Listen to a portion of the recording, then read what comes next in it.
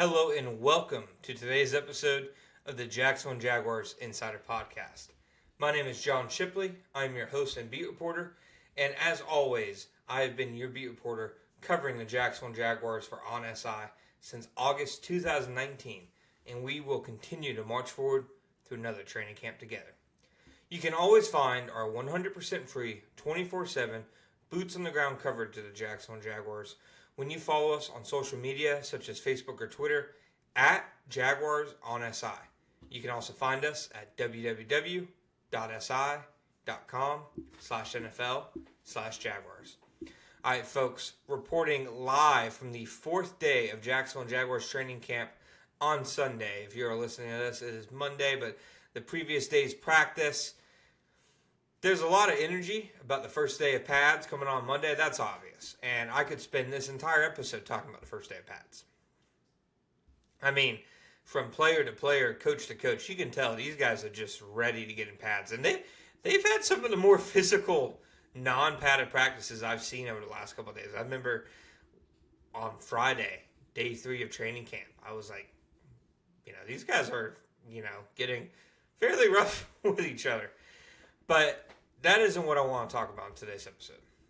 In today's episode, I want to talk about how Travis Hunter had his breakout day at Jaguars training camp, and it only took him 4 days. And really, if you consider the fact that he's only spent 2 days on defense, 2 days on offense as well, it really only took him 2 defensive practices to look like one of the best players on the field. Now, I've said before, my evaluation of Travis Hunter as a player, I view him as somebody who is a cerebral and could be a perennial Pro Bowl, All-Pro talent at cornerback. Like, if he just focused on only one position and that happened to be cornerback, and again, I'm not advocating for that. I'm just speaking purely hypothetically. If he only focused on corner, I think he would end his rookie year in the conversation to be a top 10 corner. I think he's that special of a talent. I think he showed that on tape at Colorado. And everything I've seen from him at corner since he's joined the Jaguars in offseason practices and so far in training camp has shown me the same thing. And it's because he has just rare traits that you can't coach. Physically, his closing speed, his ability to transition, his ball skills, and I think more importantly, his football instincts and overall football IQ that just happen to put him in the right spot so many times. Travis Hunter, to me, looks like a top-tier cornerback just waiting to happen. Now, of course, he isn't going to play only cornerback. He's going to play a healthy dose of wide receiver as well, and it feels obvious the Jaguars are going to kind of use him as needed, in my opinion.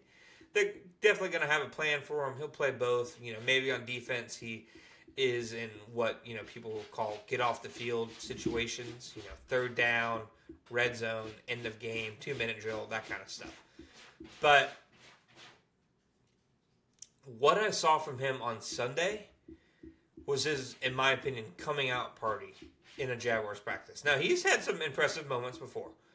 He's, stood out several other practices to me since he's joined the Jaguars. He, of course, had that one absolutely phenomenal play during the offseason program where he deflected a pass basically to himself and intercepted it. But to me, he had a dominant practice on Sunday. To me, Travis Hunter looked like one of the best players on the field. And the fact that he did it in part against another guy who you can argue very easily is one of the best players on the field, maybe the best player on the field considering what he did last year, Brian Thomas Jr. I think it was a banner day for Travis Hunter. So, he finished the day with 3 pass breakups. The first one, John Wolford, attempts a pass to Austin Trammell. And this is one that you can go find on social media. The Jaguars tweeted out the clip of it. You can just see his ability to click and close and his closing speed on Trammell and the fact that he read the play so early and was able to jump the route. It was just a phenomenal football play, especially from a rookie who was in his second ever training camp practice at the position. Nearly picked off, but ends up a pass deflection. Got a lot of attention from the people on the field, the sidelines, the coaches, the fans in the stands, etc. It was a massive, I think, foreshadowing of what was to come for the day. Because it was a big play. He like very nearly had a pick, and it would have been a house call if he had it.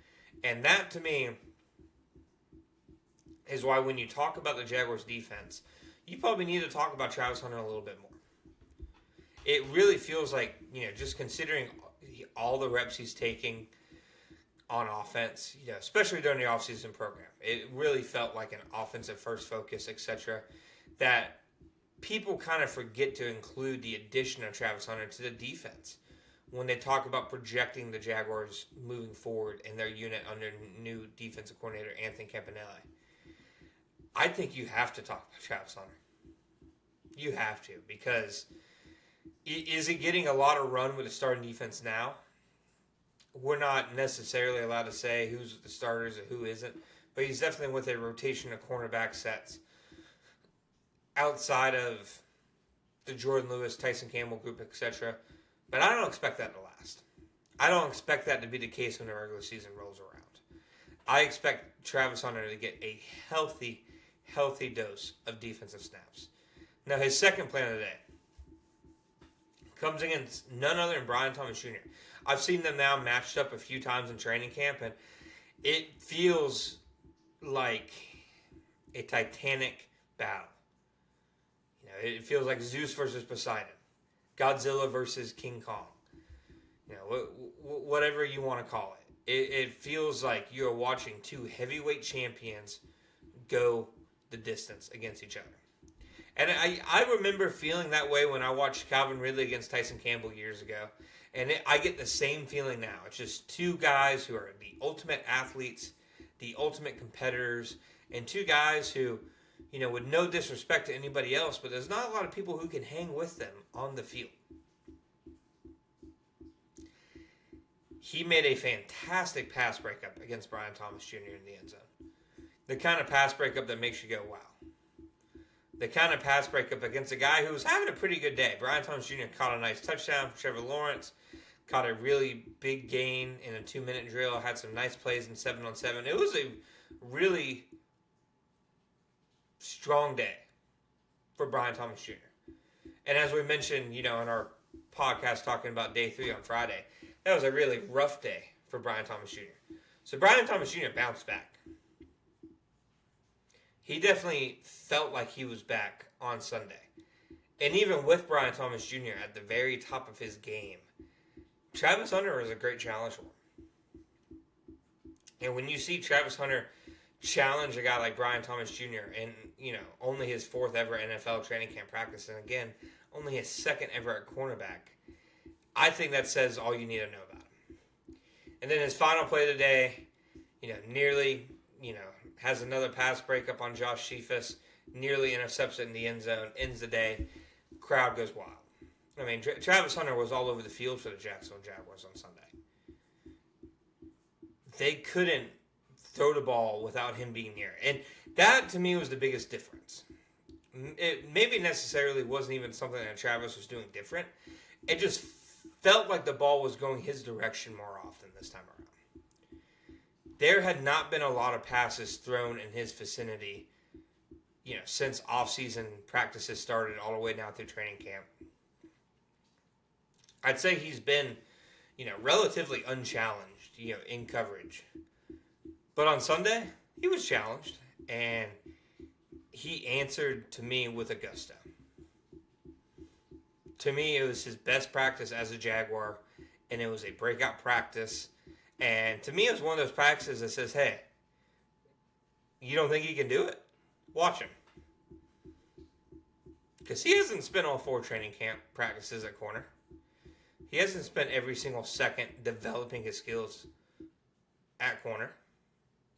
I mean, this is a guy who, on the same day that he was a dominant defensive back, I saw him doing release drills with wide receivers coach Edgar Bennett and Brian Thomas Jr.